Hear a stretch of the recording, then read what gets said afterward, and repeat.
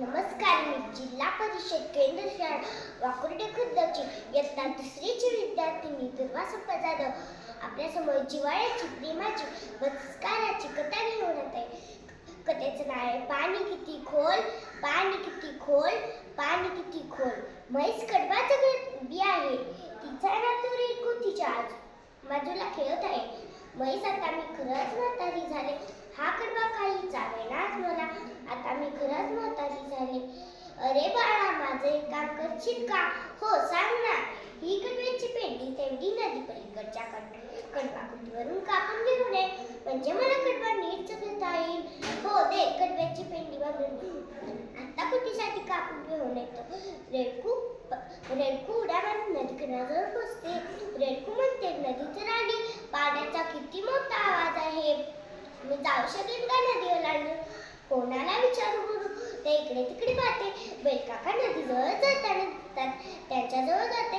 बैलकाका मला नदी पलीकडच्या कडबाकुटीवर जायचे, आजीसाठी कडबा कापून घ्यायला, पण मी नदीच्या पाण्यात जाऊ शकेन का? नदीला पाणी खूप जास्त दिसते, मी जाऊ शकेन का? अरे, काळजी करू नको, गुडघ्यात तर पाण्यात आरामात जाशील. रेणकू परत नदी होते. पाण्यात पाय टाकला तेवढ्या झाडावरची खडतर त्याला हाक मारते. अरे वेड्या, कुठे चाललास? नदीला पाणी किती आलंय, वाहून जाशील, मागे फिर. कारचे पाणी जास्त नाही, असं बैलकाका म्हणाले. मला आरामात जाता येईल. मुळीच नाही, कालच आमचे मैत्रीण पाण्यातून पलीकडे जाताना वाहून गेली, असा वेडीपणा करू नको, मागे फिर. रेणकू विचारात पडते. घरी यायला दुखते, घरी लवकर आले पाहून म्हैस आजी विचारते, का रे, लगेच परत आलास? कुटी बंद नव्हती का? नाही ग आजी, कुटीला गेलोच नाही, नदीपासूनच परत फिरलो, नदीला पाणी खूप जास्त आलंय. अरे असं कसं होईल? सकाळी तर गाढव दादा आला नदी पार करून, त्याच्या पोटापर्यंत सुद्धा पाणी नव्हतं, असं तो म्हणत होता.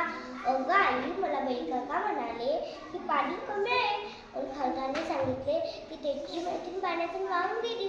मग मी घाबरलो आणि घरी यायला निघलो. अरे नीट विचार कर, बैलकाका किती उंच आणि खालदाय किती बुटकी, मग तिला पाणी जास्तच वाटणार ना. हो गाई, आलं माझ्या लक्षात, आता तुझ्यासाठी कडबा कापून घेऊन येतो. नदीच्या दिशेने जाते. रघुवंताच्या पाण्यात पाय टाकून म्हणते, खरंच की पाणी पार करते, मला सहज जाता येईल.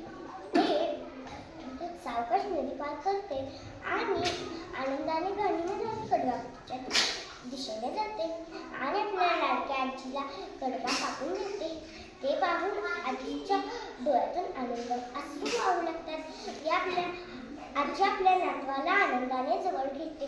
तात्पर्य, दुसऱ्याचे ऐकून आपण स्वतःची बुद्धी वापरून वागावे आणि दुसऱ्याला मदत करावी.